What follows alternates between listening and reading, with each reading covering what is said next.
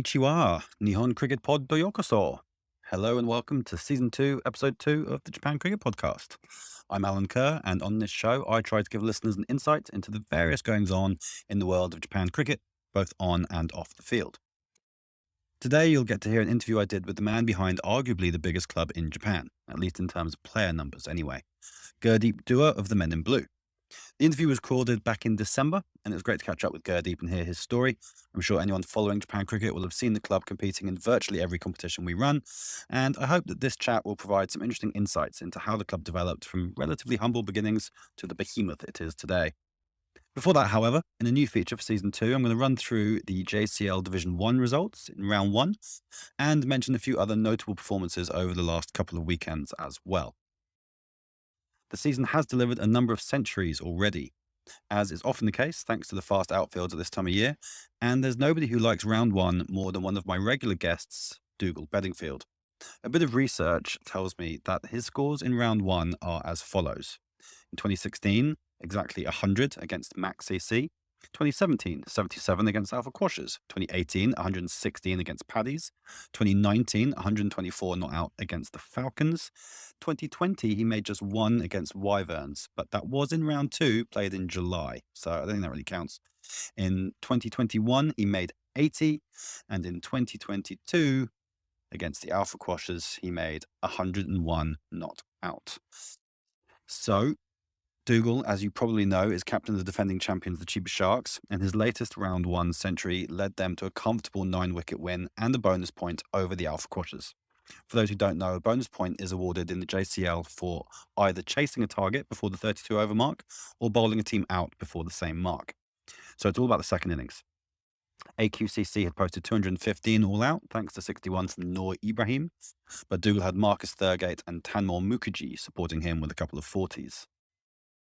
Pre-season favourites Max CC was shocked by a quite extraordinary innings by former baseball pro Shogo Kimura of the Wyverns. He scored his first JCL 100 in quite spectacular fashion.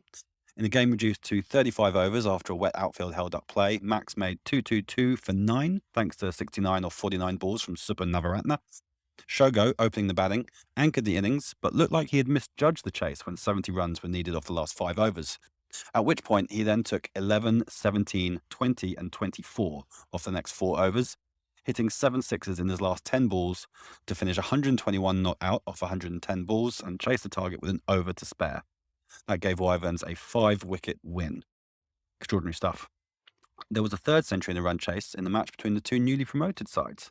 Tokyo Rangers got off to a flyer against Paddy Foley's as Malith Naranjan took 4 for 10 in the first 10 overs to help skill Paddies for 165, before Don Banuka, MVP in the Japan Cup finals last year and a useful addition from Max, made 109 not out to guide them to a 6-wicket win, also with a bonus point.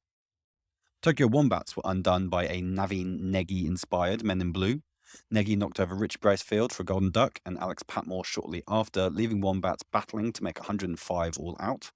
He then smacked 35 off 17 balls at the top of the order to ensure there was no early wobble, as MIB cruised home with 7 wickets to spare and a bonus point as well. Tigers Cricket Club just missed out on the bonus point in their win over Sano CC. Sano veteran Munir Ahmed made 50 as Sano were rolled over for just 144 before Anil Kumar and Anurag Singh both made 36 as Tigers reached the total with 4 wickets to spare, but in 32.4 overs. Lastly, the Rising Stars fought all the way against last year's runners-up, the Tokyo Falcons. They made 186 for 9, thanks to rapid 50s from Udaiba Saeed and Ashik Chowdhury, but Ankit Chawla anchored the Falcons' chase with 69 before a mini-collapse making things tense. Falcons eventually got home 8 wickets down. Some honourable mentions from around the other competitions. In Division 2, Srini Padada made what I believe is the highest score by an AQCC batter as he took Wyvern's second 11 for 141 in a big win for the Quashers' second 11. While the two new teams in the JCL, the Kawasaki Knight Riders and Tokyo Titans, both started with defeats to Tokyo Rangers and the Chiba Sharks' second 11s respectively. Things didn't improve much for the Titans in Division 3 either, as their second 11 went down to AQCC third 11, but KKR did have something to celebrate thanks to the first 5-wicket haul in the JCL this year from Manaya Bajaj. His 5 for 30 helped them to defeat the Falcons' third 11. Also in Division 3, there was an interesting game at the SICG between the Men in Blue's third 11 and the Sano second 11. MIB made 201 for 9 and had Sano 5 down with just 7 runs on the board before Udika Pradeep came in at number 8 and hit 106 not out. It wasn't enough as Sano ended up running out of time and finishing just 7 runs short. The Japan Cup is also up and running, and plenty of games taking place across the various regions. The one that stood out was down in Kansai, as the Osaka Raiders managed to defend 108 all out against the Royal Osaka Tigers in another Osaka derby match. They kept the Tigers to 107 for 9 in their 20 overs to win by a single run. Nervy stuff. Okay, that's the roundup done for this episode. Now on to my guest for this week, Mr. Gurdeep Dua. Hope you enjoy. Okay, one of the goals when I started this podcast was to speak to a member of every JCL club. I didn't quite manage that in season 1, but as we get into season 2, I'm delighted to welcome one of the founding members from the Men in Blue Cricket Club, a club that has been regularly winning trophies in the East Kanto Japan Cup division, as well as last year in 2021, grabbing 2 JCL trophies in the Division 2 and Division 3. Mr. Gurdeep Dua, welcome on to the Japan Cricket Podcast. Thank you so much, Alan. Thank you for hosting me today. No, it's great to have you on. I'm really very keen to find out a bit more about the Men in Blue history, and I figured you're the best person to speak to about that. But before we get into that, I'd like to just find out a little bit about yourself, starting off with where you're from and some of your early memories and your family background. So can you tell me where you were born and where you grew up? Yeah, I was born in Delhi, in India, and that's the place where I have, grown up. And yeah, my mom was a government servant. My father was into business. I have an elder sister. She is married in Delhi itself, and that's about my background. I've done my engineering from Karnataka, other place in India. I mean, it's a Gulbarga University. I mean, no longer there now. I mean, that is, I'm that old. Universities have changed. So what was it like growing up there? I mean, I've been to Delhi. It's a fairly chaotic place. I've been there a couple of times actually, but obviously it's a thriving cricket scene. So I guess that was very easy to get into.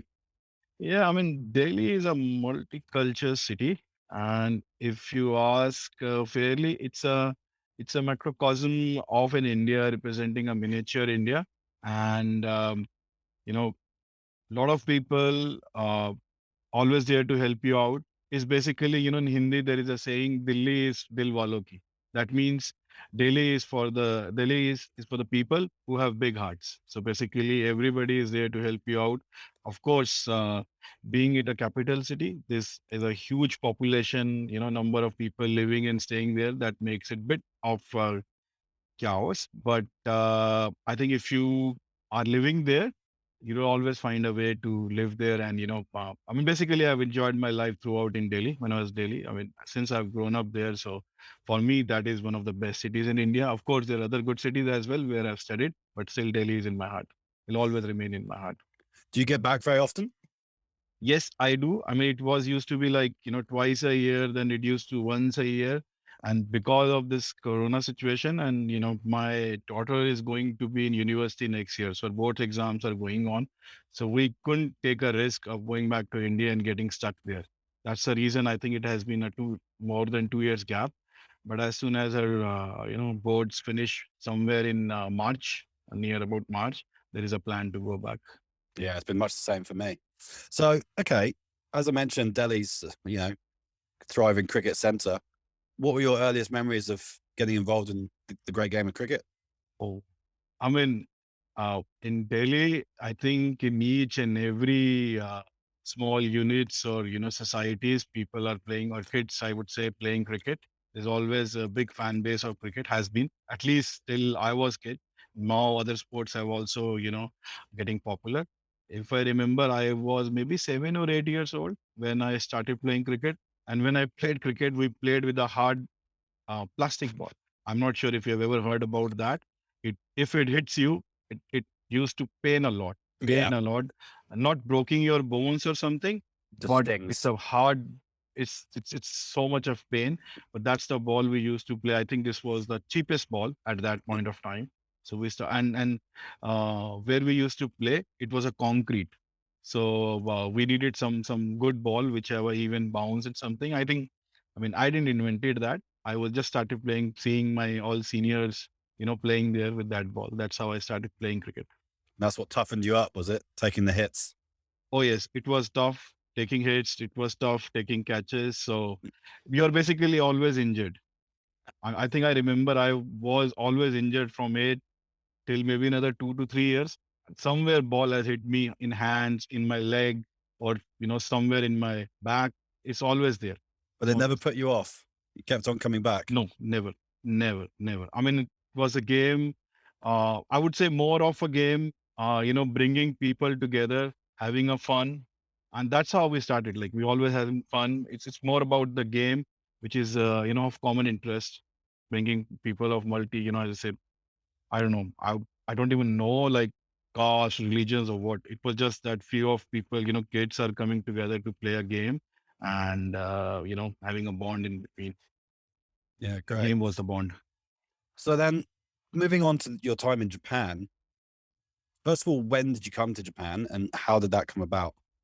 I came to Japan in 2007, and I came because I've got a good job in a big multinational company here in Japan. That was a big career boost for me. So I accepted the offer. I mean, to be very frank, initially I heard about Japan food and stuff. I was very worried, what can I eat there? But I'll give you the biggest example. I have given the example to many people when I talk. I looked out on television and people were eating raw fish, right, with dipped in soya sauce. I mean, I didn't know what wasabi was at that time, so I didn't even remember the name, but I remember soya sauce. And how can people eat a raw fish, right? And when I came to Japan, I started eating, and now sushi is one of my favorite food. I mean, but I came here for my career and see, like, we'll see what happens after there. So when you got here, did you have any expectations of playing cricket and how did you get into the cricket scene here? Absolutely not. I didn't even know there's a cricket in Japan. I just came here, I think took me 1 month or 2 months to settle down. After that, I was looking something on my company's profile that is there anything for like, for recreation or social gathering or something. I found a cricket link. I registered. That team they used to play was called Tokyo Dragons in KCL. I'm sure if you're old enough, you would know that Tokyo Dragons was there. I think I Friday I registered and they suddenly somebody came to my desk. I think his name was Babu Konyal. You might know him. He's not in Japan now. And he said, we are short of players and you will be the seventh player and we have a team now. Let's go to Agio tomorrow. So, I mean, I didn't know how to do what, but I went to Agio, played with them. I mean, with 7 members itself. And that was my first cricket session there in Japan. But after that, I think I stopped playing season ball cricket at least. I found a team nearby my house in Edogawa when I shifted there. They were playing like 6:30 to 9 a.m. in the morning. That's a tennis ball cricket I started playing. It was too far. Agio was too far. I thought that's not what I want to do on weekends. Yeah, okay. And so, you're playing just tennis ball cricket locally. How long were you doing that for? Next few years? I think in 2000, roughly 7 December roundabout time, or maybe 2008 is when we started playing this tennis ball cricket. And we've played it till like 2016, maybe 15. Mm. If you ask me, right, season ball in between 2008 and 2016, I was invited few couple of times by IECC club to play for them. I may have gone for 3 to 4 times in total. I think till 2015 or 16, it's always been tennis cricket. Oh, Yeah, okay. So what was your impression of the Japan cricket scene? I mean, you're talking about the KCL, and I'm guessing you thought that was it mainly the travel that put you off? I guess your family would have been quite young. Your daughter must be quite young at that time. So it was yes. more a priority of being at home for that. And cricket just kind of took a bit of a backseat. Yeah, exactly. Right. So basically, you want to spend more time with your family, and this weekend cricket was more for your health and, social gathering, meeting people, new people actually. And the one good thing about that part was at 9 o'clock, there's a hard stop. Police will come if you don't stop. So we stop sharp at 9. Then by 10 o'clock, I mean, even after talking half an hour on the, sitting on those grounds and stuff, 10 o'clock you're home. And actually 11, I mean, after taking, having breakfast or something, you can actually leave your home and go to the places where you want to go with your family. So that was the nicest thing about cricket, when we started with tennis. And because, daughter is small, young, she needs more parental care. So you want to give your time to her. That's why that part of the cricket is where I like most about the tennis one. Shorter games, smaller format. Yeah, definitely. So then what changed and what led to the formation of the now one of the biggest clubs in Japan, the Men in Blue? Uh, if you're okay, if I give a brief history. Of course, absolutely. That's what you're here for. Sure. So I think in 2008, around about year end, when we were playing this tennis cricket, we never had a name of our club. We were just few people gathering and playing cricket. And like, Komotsugawa, we used to play. We didn't have the name, just play at Komotsugawa. So I think 2008, we named the club as Men in Blue. That's how the club was named. And in 2009, nobody was organizing any cricket tournaments. At least we were not aware of JCA, big JCA at that point of time. So we organized a tournament for, actually after seeing the IPL, we had our first tournament. We named it after IPL, which was Indian Premier League. We made it as Tokyo Premier League. And we remember it was difficult for us to find 8 teams. We found 8 teams and we organized a tournament, and this TPL since is going on from 2008 or 9. So that's how the history of MIB was. And then in 2016, the season ball, the MIB, it actually started. We were drinking after a match in Yokohama. I was sitting with, I think, Prashant Kale and Dinesh, maybe. I think Dini, we used to call him from IACC. And just while talking over the drinks, we challenge, okay, you play tennis, why don't you come here?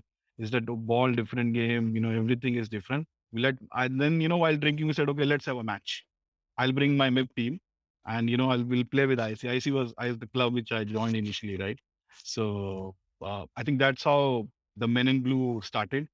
And I started forming a team which could end up playing. Of course, people were not interested. Then during one of the TPLs, I think there's a guy called Manish Kapil. He is in Falcons now. He said that, Guru Paji, if I mean, they saw Hanif, if he can be the member of a Japan national team, we surely can play. Definitely. Right? That's how that started. So we formed a club called Men in Blue. Then a lot of people came in.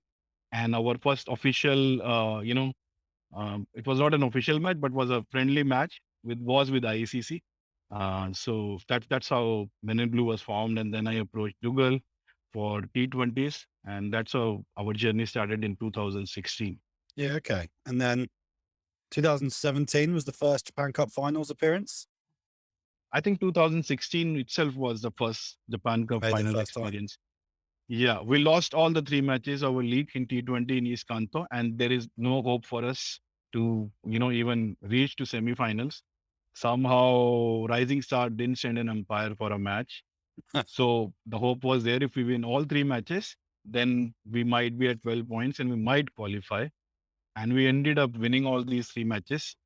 After losing all 3 matches against the same teams, then we won the semi-final, and then we won. I mean, I think there was directly final after that, probably the top 2 teams, and we defeated one of the great teams. I still see them as one of the great opponents, Scuba, and we ended up reaching finals in 2016. So having made Japan Cup finals in your first year playing sort of in a JCA official competition, did that kind of make you feel justified about the decision to get involved in that side of Japan cricket?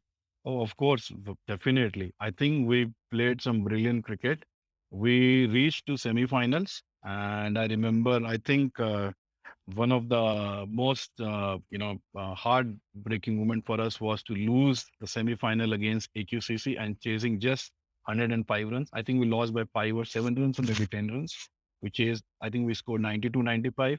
That's a match we could have definitely won. I think one of the matches which I still remember that we could have made it to the finals. I'm not sure that time. I think if I remember, Sano was a great team. I don't know if we could have defeated them, but if we could have defeated Scuba, which we never thought of, I think we might have. But one of the matches which always will be in my heart as a bad memory was losing to AKCC in semi-finals of Japan Cup, our first year itself. Oh, you might have answered one of my questions for later on already. Okay. Okay, so Okay. then 2017, you were back in Japan Cup finals again. Bit of controversy that year, from what I remember. Do you think? Okay. Do you think the adjustment between, because it's something a lot of clubs go through, right? Is playing in the tennis ball or the KCL competitions, and then the difference of coming into the JCA organized competitions is quite big, right? And you guys went through that experience of kind of learning the hard way. But do you find that now you're on the other side of that, your team in general is a more sort of professionally run, fully functioning team? I think so. I think, to be very frank, right, we were very new team. We didn't have anybody who were even in the Japan Cup committee in any form. And we were a club, small club that time, like 15, 16 member club. We were focusing only on T20. If you ask us, right, I mean, uh, and as you said, right, we were playing KCL where you send umpires, don't send umpire, organization is bit different. That time, that was a shocker for us, if you ask us. But that's how you learn. I mean, it was a hard way. I think we try to focus on whatever the organization has laid a path for us. Just follow that and try to abide to all the rules and regulation, because some rules and regulation are formed probably to help support clubs, to support even the organization. Right? You have to learn some things may not be fair, as I understand, because we run also clubs. Something would be fair, so it's a part and parcel of the game, and that's how we take it and move forward. I mean, we don't think too much about it. I think you would have seen from us, we just try to follow as much as we can. We just want to make sure that you guys have, at the end, our relationships are good, and you feel as our club is supporting cricket in Japan by doing our part. Like we have now, I think.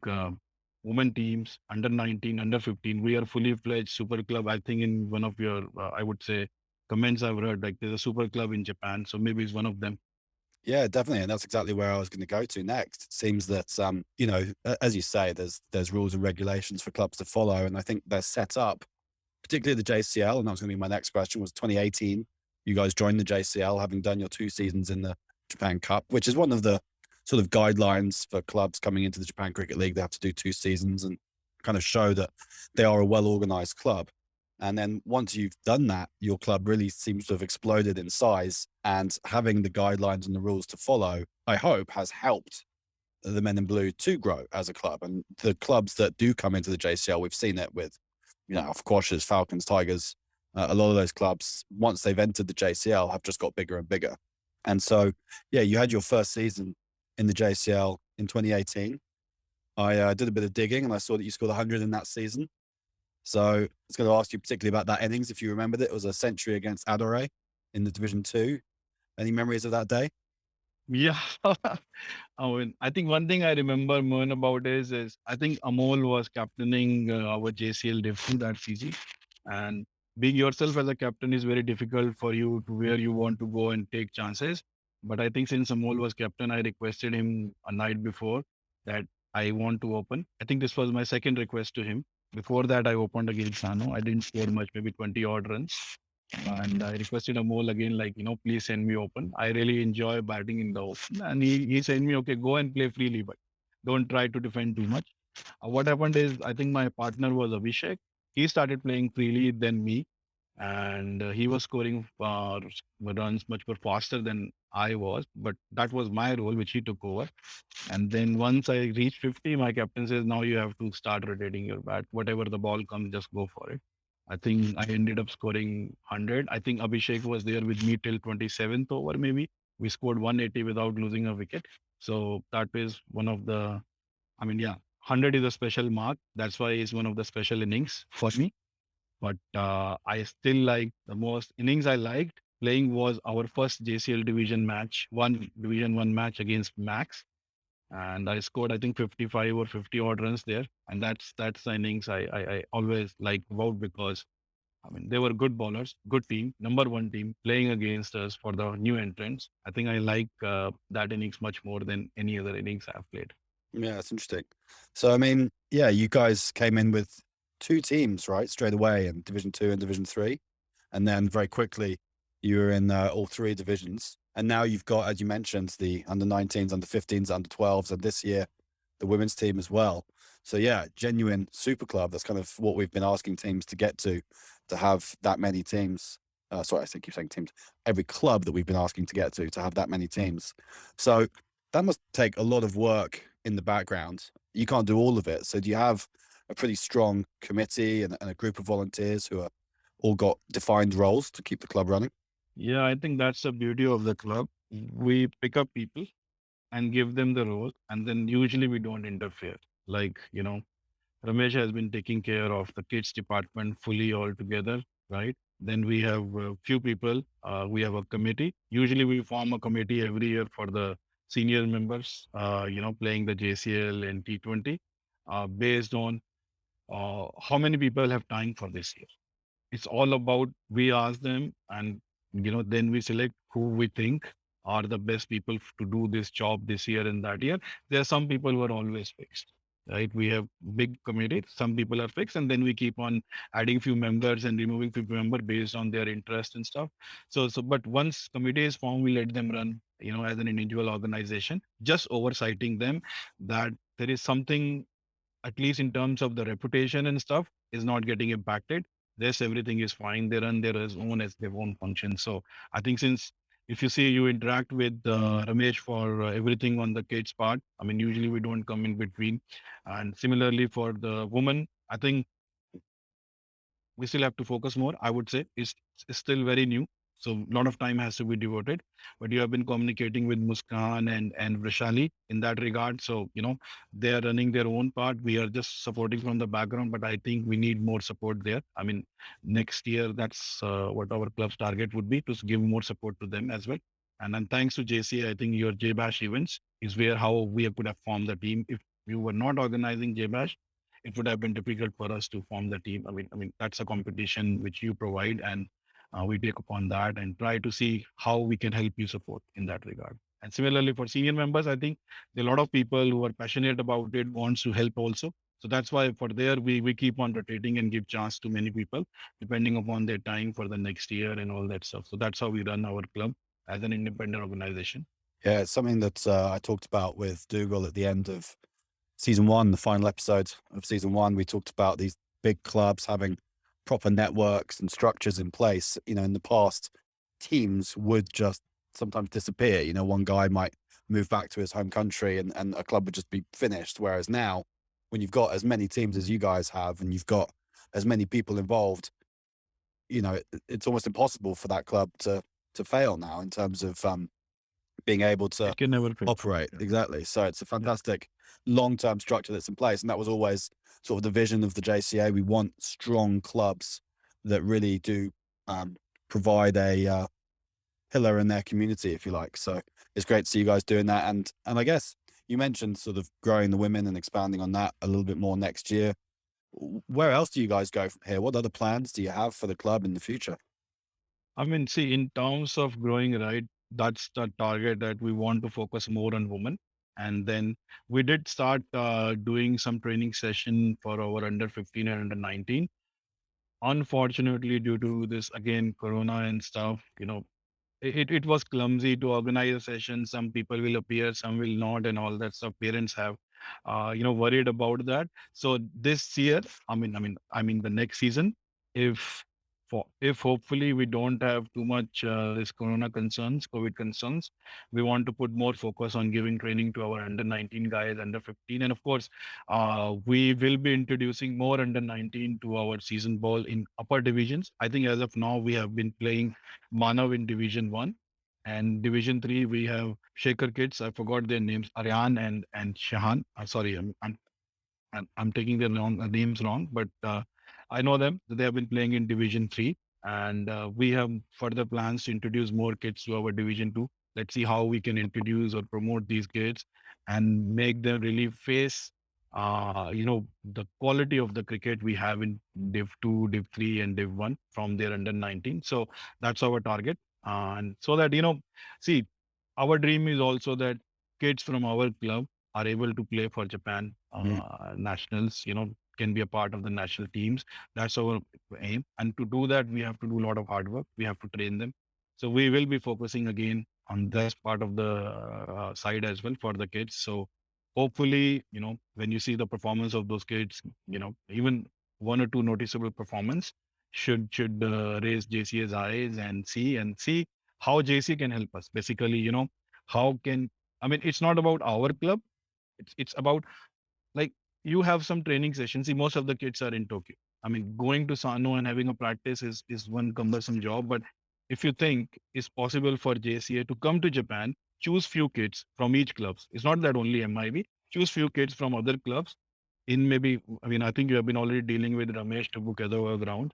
Give some coaching sessions there to each and every kid. We would be very happy to do that. I mean, pick a few kids, right? If you can't train all, at least, that way you will also get more kids to come for training. And it's only like one guy has to travel to from Sano to Tokyo rather than like 20, 30 kids traveling from Tokyo to Sano. So this is one of the thing. I mean, it's a suggestion. If JCA can help do it, it will help not only MIB, but club like MIB who have kids.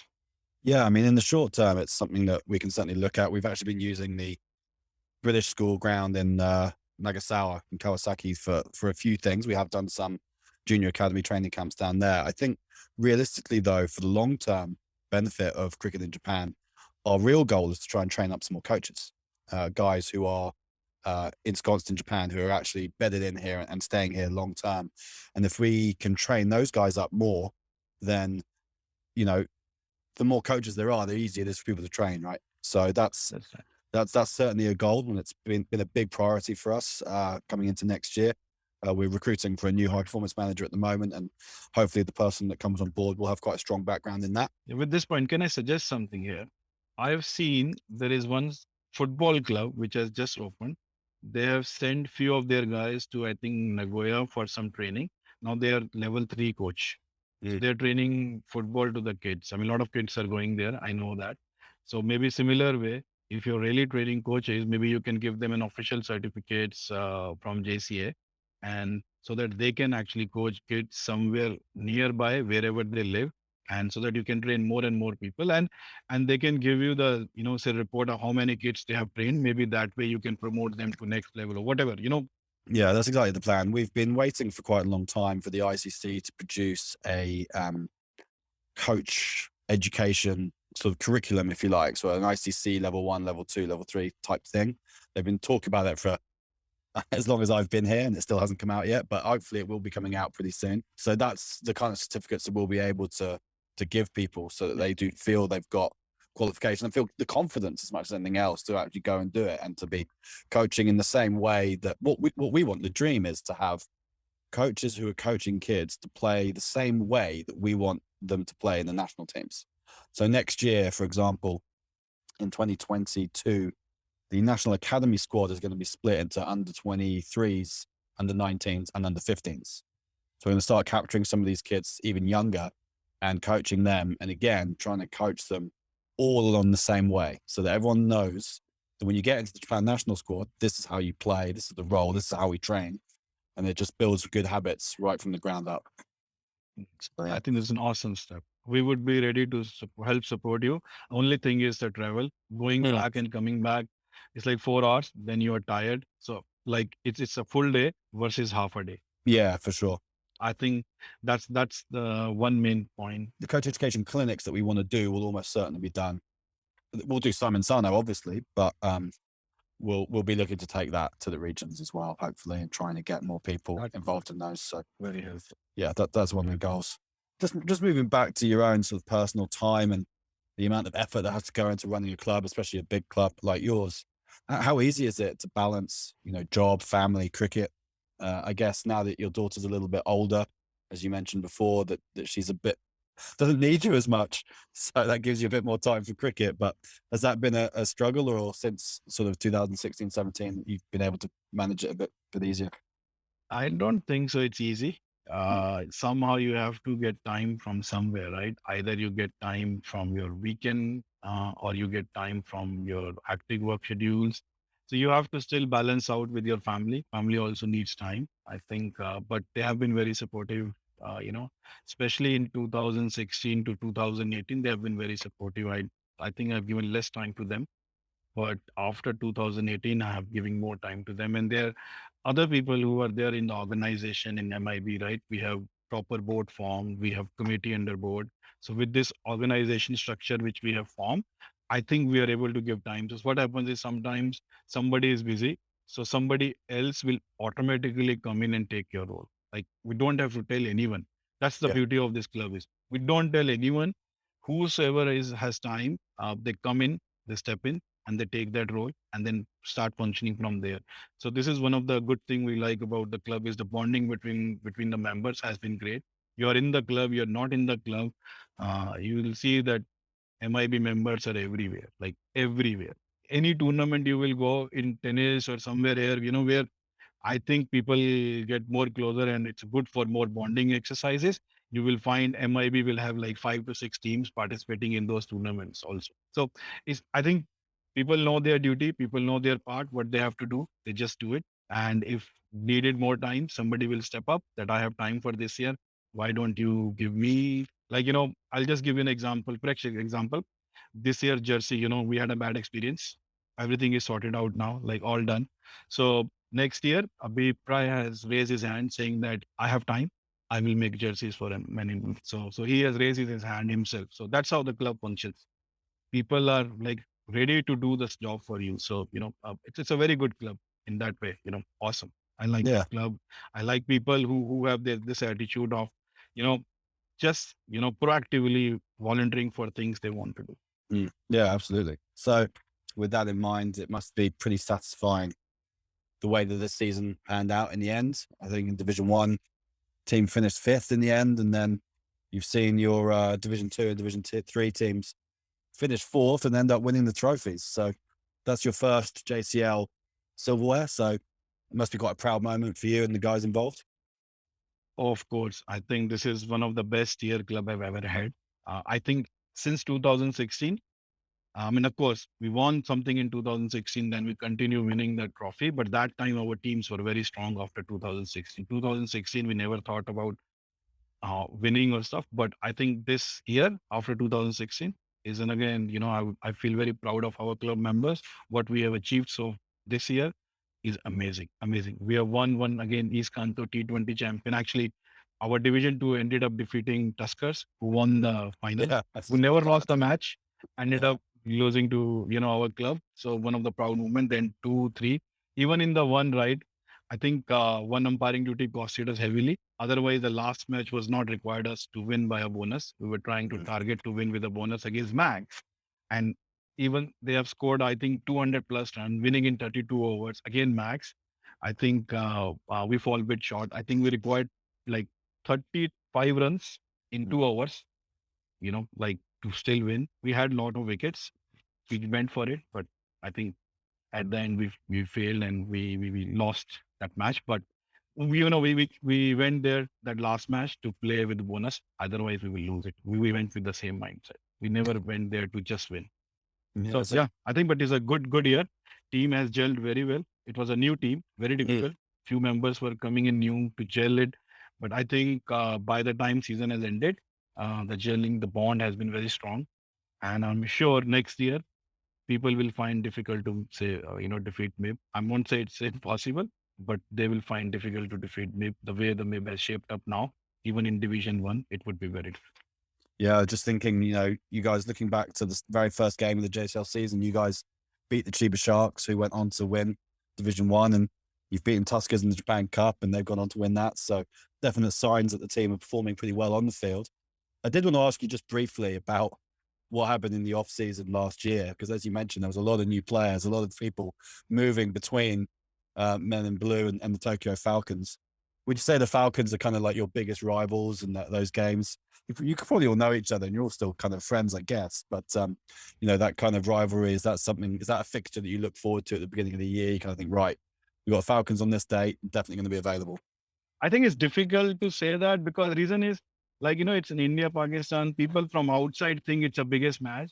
But for us, Falcons is just another opponent. I don't think so. There is a rivalry between MIB and Falcons. I really don't think so. At least what we think is, probably, I mean, I would say uh, when we started the club, our biggest rivalry was IECC. That's the club we used to look upon, which was very strong. And even if I see now, the team they had like earlier was very strong. You have like Vinay, you have Kobayashi-san in their, in their peak forms. Prashant, Kale, Dinesh, there were a lot of good players. But now, of course, again, the teams have split it. And again, it's not the that big club, but there is no like such rivalry with Falcons. I think we take each and every club separately and individually how we want to play. But if you ask me, like it's not a rivalry, but the most competitive games we have in JCL. If we forget about T20, JCL we look upon Max and Chiba Sharks. These are our biggest rivalries, I would say, because the competition we get playing against them is different, and we have always matched up to them. Whenever we play against them, we have played wonderfully. Yeah, cool. As I said, next year, look out for MIB. It's going to be difficult to defeat them, Men in Blue. Great. Well, that's a good note to end that section on. We'll just move on to my last section. I always ask everyone the same set of questions. So be interested to hear your take on some of these. So if you don't have to think about these too much, just whoever comes to mind. So we'll start off with some specific questions. Can you tell me the best player you've played with or against, either in Japan or if you've played against anyone famous elsewhere? I didn't play a lot of season ball before coming to Japan. If you ask me, so there has to be no famous player. So one player I remember when I came to Japan was Anurag Singh. I think he used to play for ICC and and and Vinay as well. I think these are the two best players I've played with or against in Japan at least in my season ball career. Anurag Singh is now in Singapore. So, but he used to be one of my favorites, and I think now it's Vinay here who has been playing super. He is at his peak, scoring runs everywhere, comes to bowling, taking wickets. So he's one of my favorite players. Yeah, can't stop scoring runs, that guy. Any career highlight? I could only think, as I said earlier, my match against Max, where I scored 50. I think that's one of the memorable matches I've had, and I always cherish those moments. One more thing is there is a small innings against Tigers, which I was playing freely, but we lost a match in 2000, maybe 19, maybe. I think that's the inning I still remember. I mean, I think these two are the career highlights. But before that, I think if you go into T20, I still remember playing against, I think, Tokai region. I think I scored nearly 50 in just 15 balls, maybe in 2016 Japan Cup finals.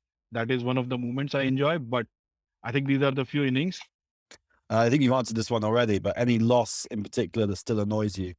You're going to go back to that game in the Japan Cup finals.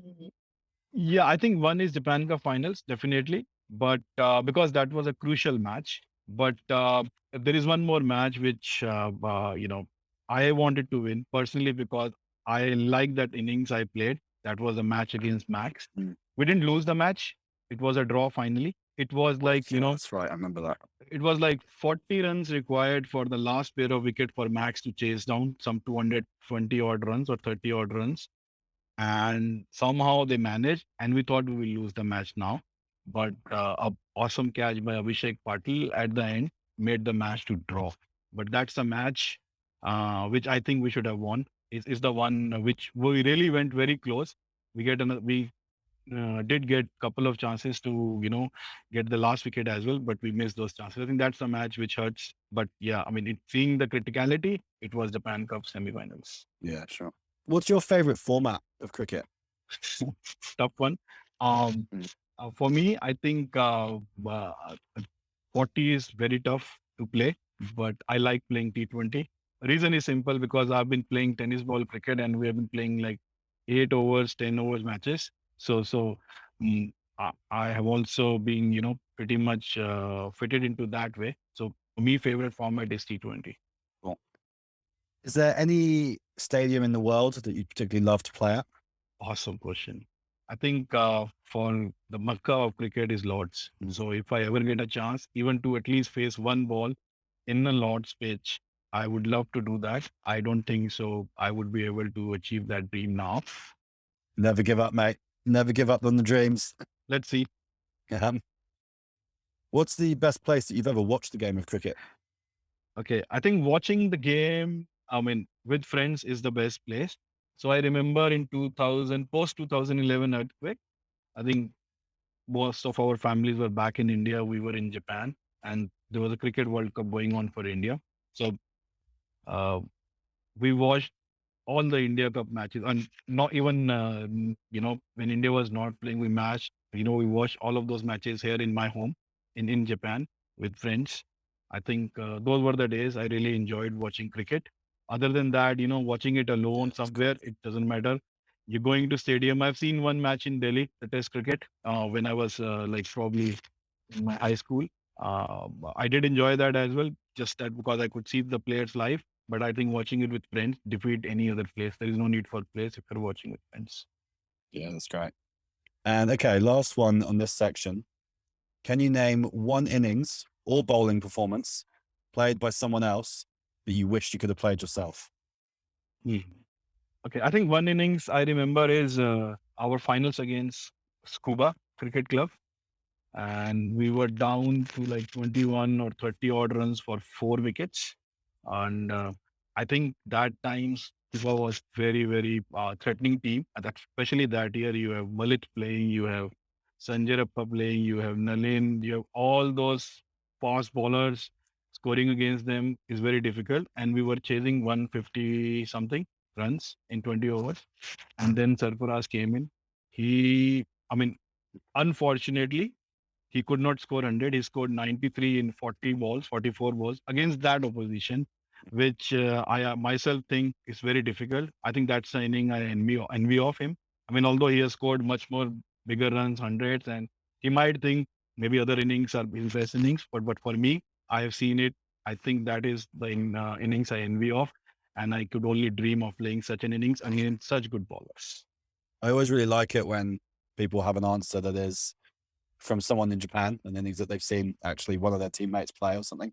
Kind of a lot of people, I sort of expected when I wrote that question that people would be talking about kind of test matches or World Cup matches, but actually a lot of people do have innings played by their friends, which is cool. Okay, I got some Japan specific questions that I'll just go on to next and we'll just finish here. You've been in Japan a long time. What is your favorite thing about this country? Favorite thing, I mean, there's a lot of favorite things, but I think one thing I like most about this country is the safety. It's the safest place. And you can send your children maybe 2 a.m. in the morning to go to convenient get things without getting too worried. I mean, it's that's why I think ended up and I have been staying here in Japan, even with I mean, now I know language a bit more than I knew earlier. I mean, but even without the language, you could stay here for long. I think that's the reason thing I like about For it. sure. Can you name any one place in Japan that a visitor must go to? Okay. I think all the places I visited, uh, I would still say they should definitely go to Hokkaido. It is one of the beautiful places in Japan, both in summer and winters. And anybody who comes to Japan and who has time, at least even if they have 2 to 3 days, I tell them to like go and visit Hokkaido, whatever you can at least, because this is one of the great places in Japan. Of course, I mean, I would recommend them to stay there for at least a week. Heaven in Japan is in Hokkaido. Yeah, it's a beautiful place. What's your favorite food over here? Oh, I love Japanese food, as I said. And, I think two favorite foods I have is tempura and sushi.